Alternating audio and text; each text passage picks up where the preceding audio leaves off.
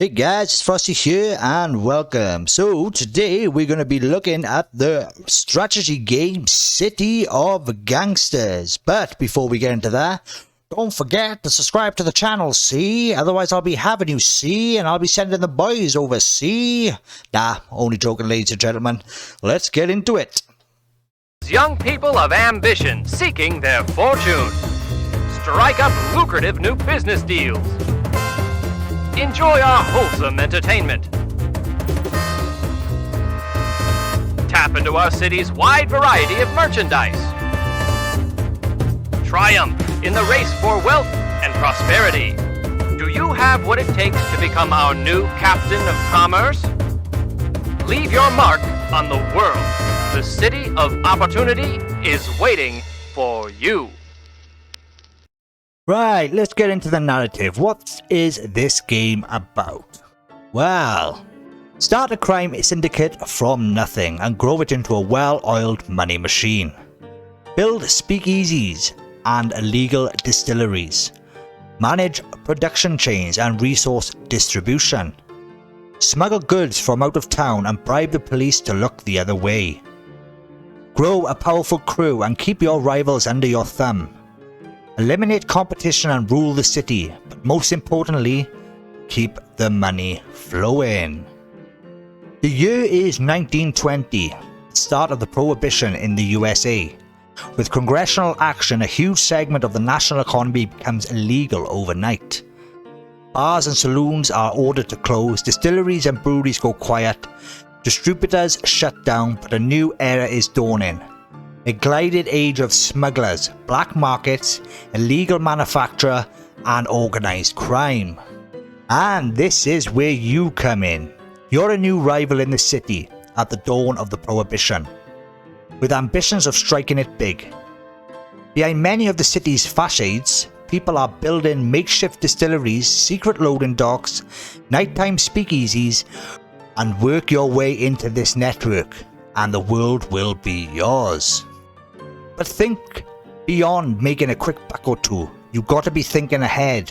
You got to be thinking bigger. Much bigger. So, get started in the booze. Hawking some homemade hooch.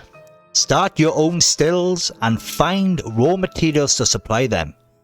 Learn new techniques to make expensive drinks or smuggle imported booze to fuel your growing operation. Soon you'll be supplying entire neighborhoods and opening your own swinging speakeasies. But you've also got to know a guy. On the black market, social currency matters as much as the greenback. With cops and feds sniffing around, trust is everything and personal introductions are worth their weight in gold. So work your connections to find profitable new friends and get people who owe you favors to put in good word. But you can't do it alone. You will need plenty of hands to open up new fronts, to deliver runs and protect your production from envious rivals. Your outfit's ambitions are only limited by the number of people working for you. Keep them paid, armed and organised, and who knows how far and how fast you'll rise. And territory.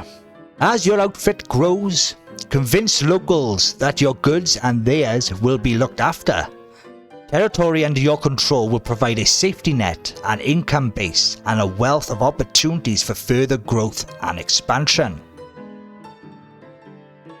And in the end, you've grabbed the opportunity by the horns, and the city is yours for the taking. But you only have a few years to mark on history, to build the largest, most profitable crime syndicate, take over your competition and rule the entire city. Because after 1933 it will all be over, alcohol will be legal again, and doing business fair and square, well, everybody knows that's not where the real money is. Doom, doom, doom. So, ladies and gentlemen, what I've done for you now, I've lined up two clips that will give the game a little more justice than me trying to explain it, as the clips go into a little bit of detail about certain managements of the game. So I think I'm better off letting the game speak for itself, otherwise I will just wreck it, so to speak. So, without further ado, let's get into the clips. Let me tell you, this prohibition nonsense has been great for business. I'm Gene Wilson. Yeah, the guy who's been taking over the west side of Chicago. So, you're the one they sent to help me out. Let me show you around. Here's the main operation. I have a moonshine still set up in the back of my aunt's barbershop. It's hidden in the back so nobody will know any better.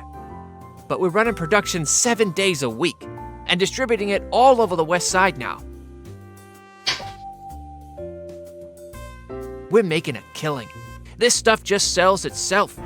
If we keep growing like this, we'll have the west side tied up in no time flat.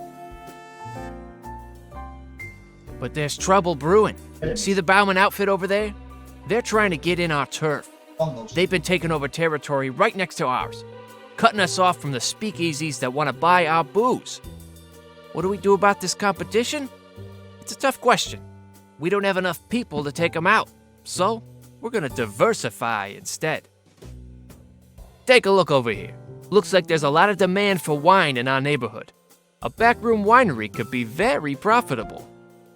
I leased a second building over here for Miss Julia Becker, and we'll put a new production in there. There's a lot of options if you're willing to get your hands dirty. Distilleries for moonshine are very profitable these days, but we've already got one. Instead, let's expand into wine production, since there's such a high demand for it. It's gonna cost us a pretty penny, but I bet it'll be worth it. Let's build this and come back in a bit. So now we need to get in touch with sellers of grape concentrate to supply our growing operation. Unfortunately, it's come all the way from California, so there aren't many suppliers. There are a few inside the Bauman territory, but that's off limits to us. But I have a friend, a bit further out, who can supply a few barrels. I'm gonna send my associate, Fritz, to have a chat and put in an order for all the barrels we can get. Okay, we're getting 6 barrels. Let's bring them back, load them into our storage. Our winery is ready to go, so production will start immediately. But the boss shouldn't have to do mundane deliveries, you know? So I've hired Agnes Winkler for that. She's a good driver, and she's been doing all my deliveries. I'm gonna add this new spot to her schedule, and she'll take care of everything. It's good to have trusted people working for you. I wasn't always a big shot, you know? I used to be the new kid on the block, just like you are. Can you imagine that the boss of the West Side started out selling booze out of the back of his car? Well, I did. Picture this. Chicago, a muggy evening in the summer of 1920. Prohibition just started, and I found myself a trunk full of booze, looking for anyone willing to buy it. Fortunately, I had a friend from way back, my gal, Maxine. She knew a lot of people. I thought I'd stop by and see if she'd help me out. And sure enough, she did.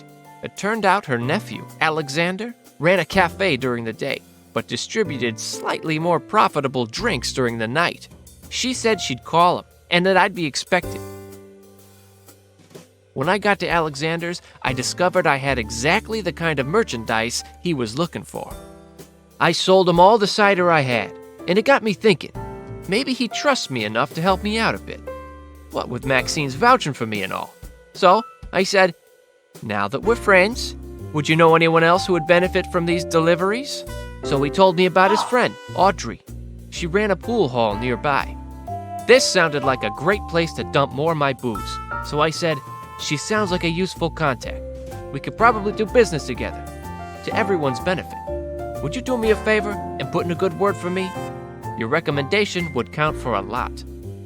He agreed, and after a brief phone call, told me to go over. And that was just the in I needed. I headed over to Audrey's, and we hit it off right away. Turns out, she was in the market for all sorts of deliveries. At this point, I only had some wine left, so that's all I could sell. But, thanks to Alex vouching for me, she didn't mind when I asked for a bit more than the going price. You know, as capital investment into my growing business. And all this talk about business reminded me. My brother Fred had been wanting to talk about some kind of deal he'd cooked up. He's a bit of a loafer, but he's got his ear to the ground and knows whenever something falls off the back of a truck. I never used to have enough cash to take him up on his. And there we have it. If you are looking for a strategy game based on the mafia, bootlegging and all kinds of shady business, then this is the game for you. So I hope I've done it justice, ladies and gentlemen. I will leave a link for the game in the description down below. And thanks for watching. And as always, keep it frosty. See